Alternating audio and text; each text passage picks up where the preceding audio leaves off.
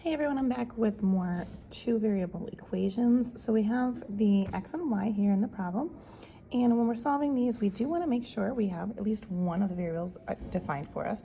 So we do have the instructions saying that find y when x is 7. So in order for us to do this, we do need to have at least one of the pieces of information. So we're going to plug that in and we're going to just solve for the missing one, which is y in this case. So x, we're told, is 7, so we'll plug that in, and then we're going to go ahead and solve the rest of this. So do our normal math stuff. 56 minus y equals 65, and I'm going to do something a little bit different. And it doesn't really matter which way you do this, but I'm going to actually add y to both sides. What that's going to do is make sure that y is positive. You can do it a couple of ways, but that's the way I'm going to go with on this one for today.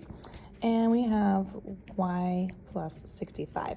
What people forget a lot is when they bring this y down, when it's negative, or any variable when it's negative, they always forget to bring it down as a negative. So by me adding it, just make sure that it is positive, and then that kind of eliminates that situation at the end where you have to divide by a -1.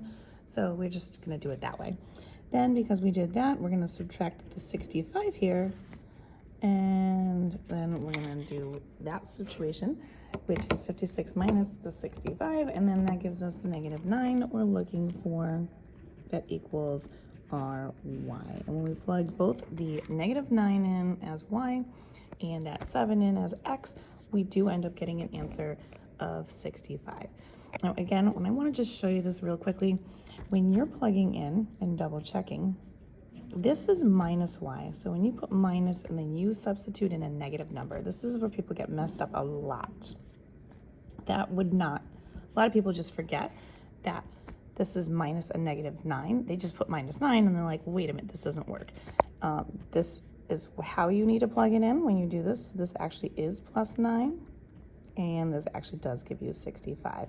So I just want to give you that quick heads up so that you do know that for future reference. If you want more questions like this, you can find them on my YouTube channel. You want algebra, check it out under the 2 variables section.